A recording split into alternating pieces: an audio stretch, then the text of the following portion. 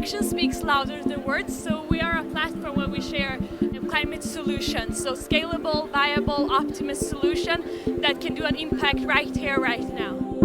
I think the thing I find most promising about being here from Ingka Group and IKEA and really looking at what we're doing with the circular agenda is how many solutions already exist today, and how we need to just come together with the political will and the business will to finance and unlock them. There's so much exciting stuff. The solutions are small scale, solutions at a large scale.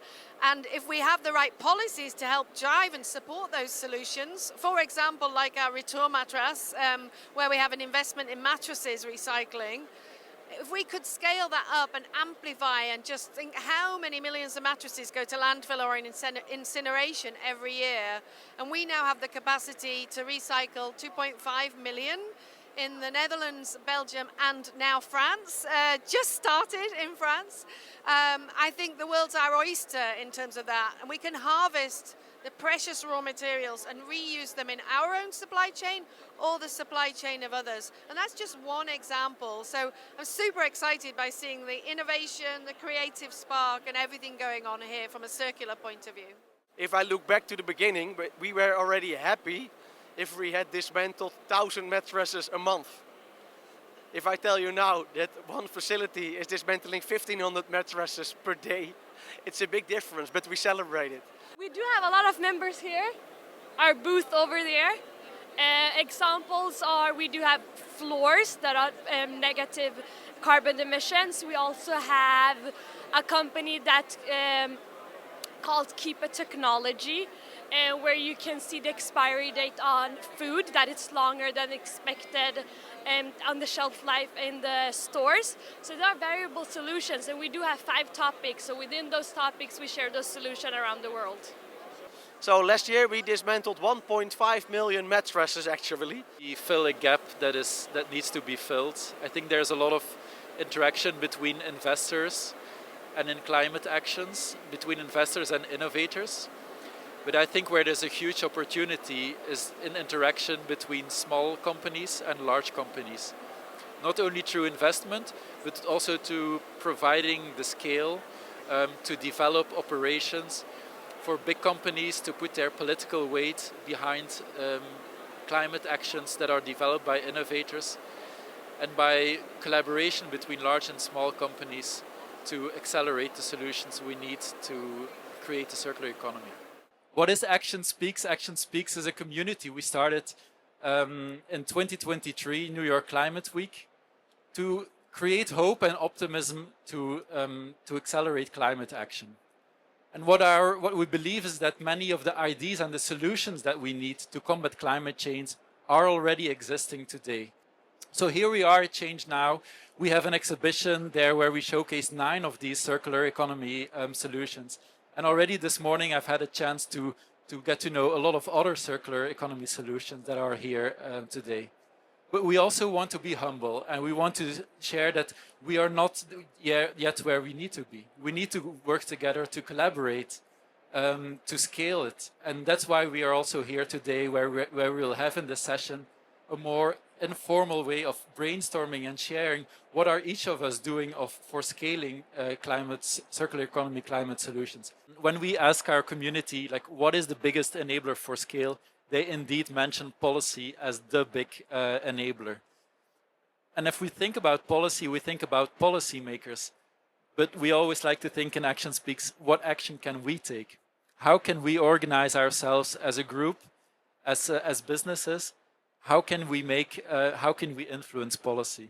Can you share some examples of how you do that?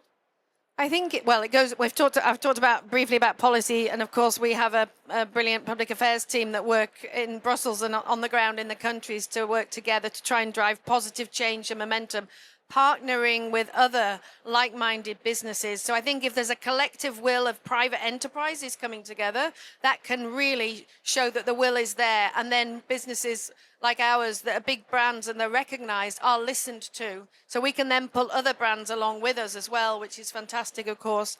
But we do things in other ways. I think we've got sort of 4 main ways that we try and drive things. One is what we do in our own operations. There's no point sort of lobbying over there if we've not got our own house in order. So we obviously need to do a lot of work in our own operations. One is the offer to customers and really making sure that they understand what they can do with their everyday lives. Then we have advocacy that I've talked about, and then we have our Ingka Investments arm, which invests in different companies, always through the lens of ESG. So if we talk own operations, it's switching to zero emission deliveries. It's having 1 million solar panels on the roofs of our buildings, and all those things, and switching to renewable heating and cooling, reducing the waste in our operations. We've got 77% recycling rate now, and it's 91% in France in our own operations. So all of those things show our co-workers and show our customers that we're serious about what we're doing. And we need to talk about it with our CFOs and our country boards and our board members through the eyes and ears of a business person. So in the panel I was in earlier today with Hannah Jones, we were talking about speaking that business language. It's the what's in it for me that you've got to think about who's receiving this. And we're not in our own echo chamber or bubble just talking about sustainability. And people's eyes glaze over and they go, yeah, blah, blah, blah, climate. But no, we need to talk about the fact that the business reality, the business disruption, but also the business opportunity when we get it right. And then the customers, it has to be affordable.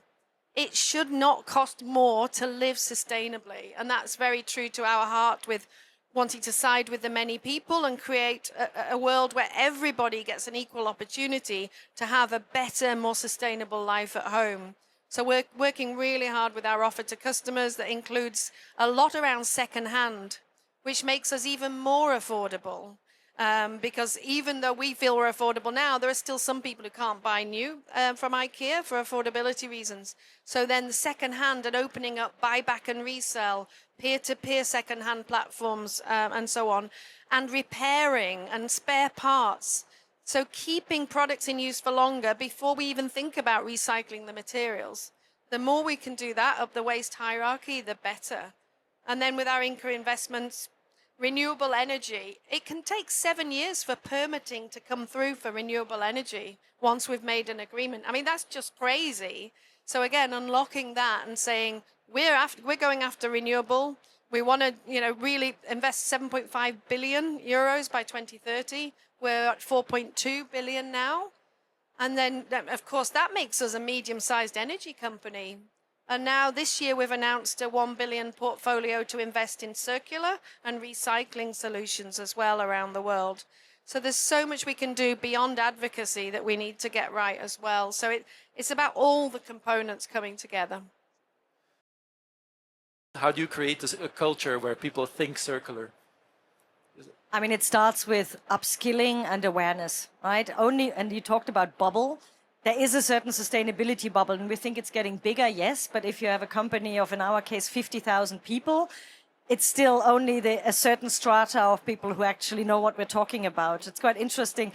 My boss, who's just over there, she's the board member. She's going now very regularly to regions and sort of talking about net zero, our net zero target by 2045, which we launched last year. And she said, it's amazing. People don't even know what greenhouse gas emissions are. And yes, we tend to have our own sort of echo chamber. So it's super important to invest and engage and really go out and workshop basically through these issues to raise the awareness. We have invested for a long time, and we're continuing to evolve this into broad employee engagement and upskilling on sustainability generally, on our legacy in it, on climate specifically, and we're going to develop that further. But yeah, it's an ongoing effort, but it's so important. But I think it's going to get easier once you get over a certain threshold, because you have new talent coming in, new employees. They are much more switched on. Again, the quality of questions and expectations has gone up. So you suddenly see then a mindset shift that really evolves. And I would say a third thing that is super important to make this work is that a company is really thinking about its business culture, its company culture. Because if you have a hierarchical, siloed, really strict and static culture, none of this is going to happen, because you don't allow challenge. You don't allow, pushing the needle. You have to have a culture that allows that. So entrepreneurial thinking, collaboration, empowerment, these are the three main things that need to happen. It's been pretty difficult so far. This is actually one of the reasons why we are also here today at Action Speaks, to advocate a change in legislation. So for example, we are not allowed to ship waste mattresses cross-border, while we have dismantling locations nearby borders. So we can easily dismantle mattresses from other countries as well, but we are not allowed to export or import them. It's seen as waste, and you are not allowed to or import waste without permit. If you look to the lead time of permits, it's approximately 6 up to 9 months. It takes a very long time. Yeah, and if you look to the use of recycled materials, so we're also advocating for the use of recycled content in products. Instead of that, we have to push our materials into the market. It could create a pool. Another element is product design. We are dismantling the mattresses from 10 years ago. 10 years ago, we did not think about product design, which could make it easier for us to dismantle, to make the process more efficient, but reduce costs. When I see something that is material, it's much easier to connect with it, and so that really resonates. Anja, would love, what is policy also the main one, or? I will pick mindset shift. One of the things that we're really seeing with customers that get it versus customers that don't is that in order to really tackle that pesky raw materials scope 3 emission bucket, you have to go back further in your supply chain. So perhaps the average laundry detergent maker today is not going back all the way to their base chemicals. And that has maybe made sense in the past, but today when there's sustainable alternative chemicals, to really make the supply chain happen, you have to go back there. Because in order to get to the targets that we're talking about, recycling the way we normally understand it, end-of-life material, will only get us about 55% of the way there in terms of meeting demand.